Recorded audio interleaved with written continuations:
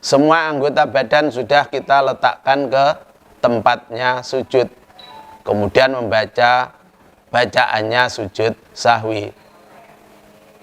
Walau min ghairi tumakninatin, senajan saking tanpa tumakninah, bahkan di sini tumakninahnya tidak ada. Berarti sujud sahwinya juga tidak sah.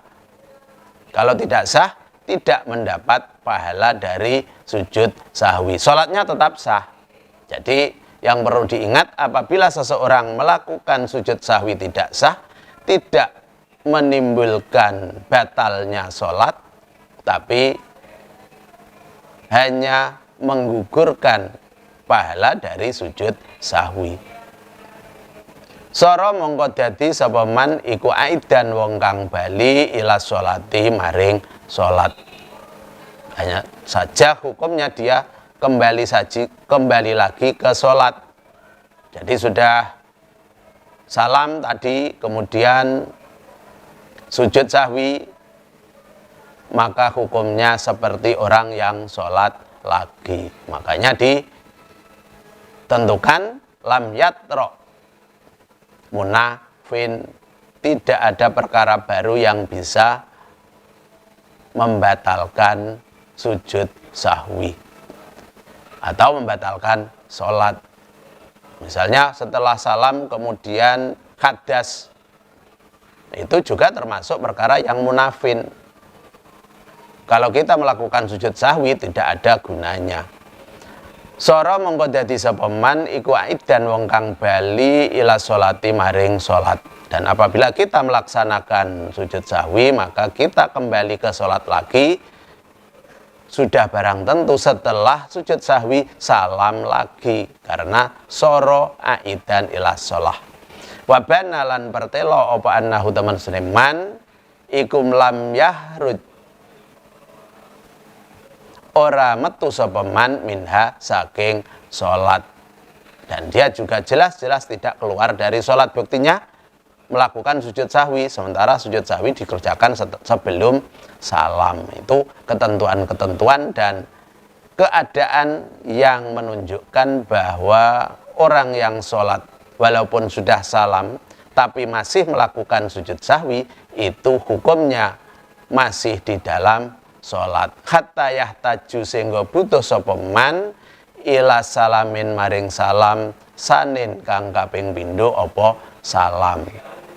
Jadi setelah sujud sahwi juga harus salam yang kedua. Salam yang pertama tadi dianggap tidak ada karena dalam keadaan lupa. Watab tulu lan batal apa sholat.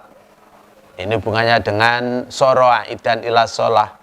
Orang yang sudah salam kemudian sujud sahwi itu kembali ke hukum sebagai orang yang sholat. Makanya di sini disebutkan watab tulu ila akhirih. Watab tulu lan batal apa sholat biturwi munafin, sebab anyar tekane perkara kang nafeaken. Kalau dalam keadaan setelah salam dan sujud sahwi lagi tadi dihukumi masuk sholat, maka apabila pada saat itu sebelum salam ada perkara-perkara yang bisa merusakkan keabsahan sholat, maka dia juga menjadi batal sholatnya.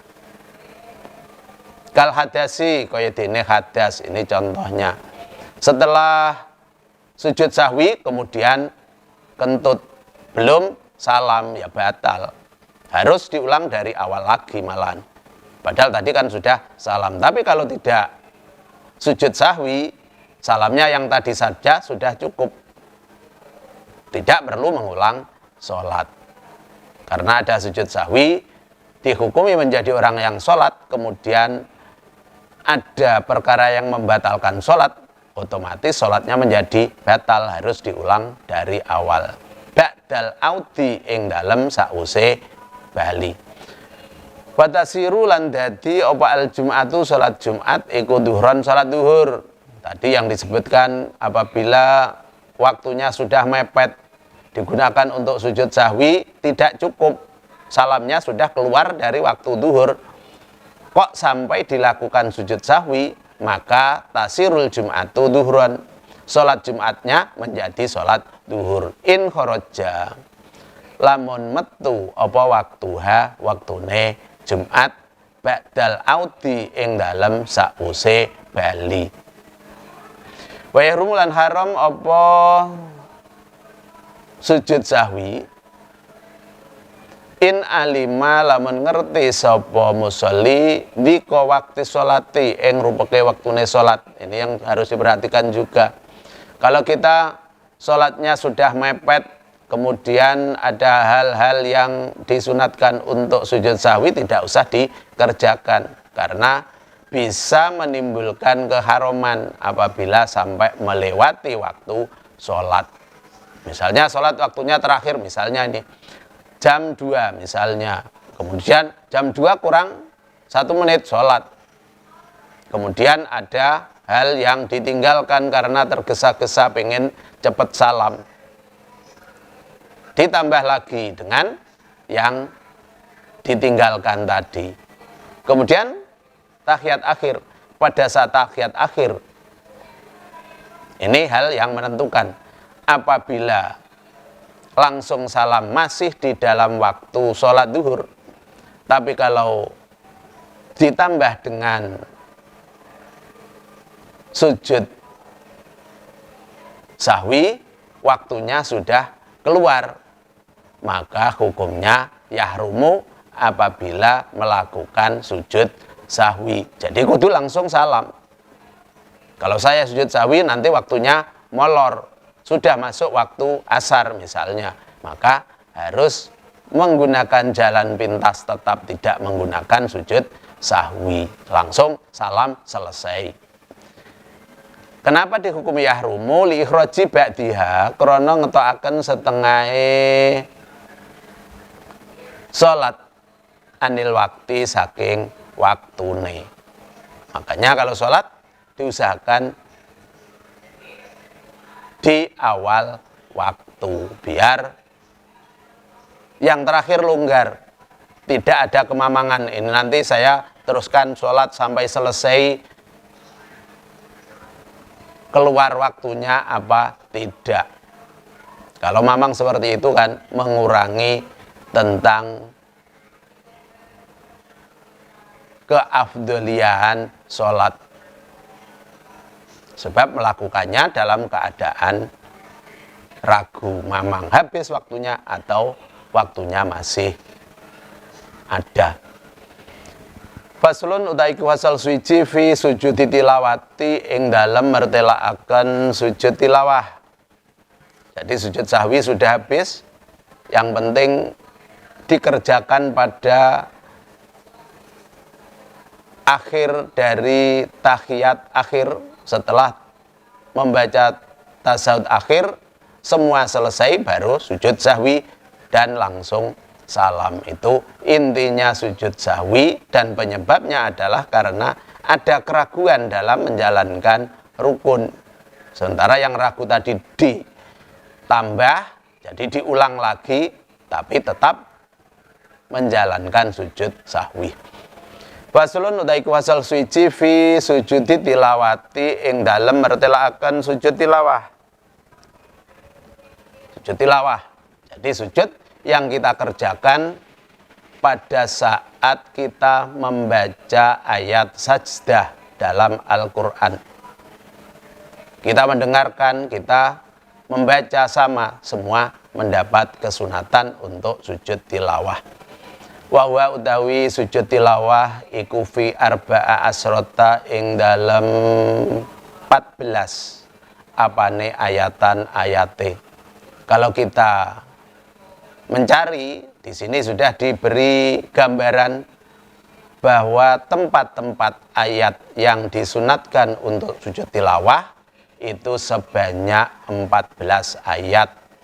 Jadi pada saat kita membaca 14 ayat ini, seandainya dibaca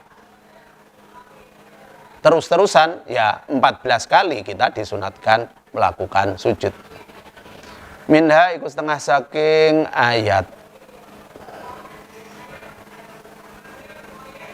sajdatal haji utawi ayat sajdah lorone surat Al-Hajj. Wasalasun lan telu fil mufassali ing dalam surat-suratan, surat-surat pendek maksudnya.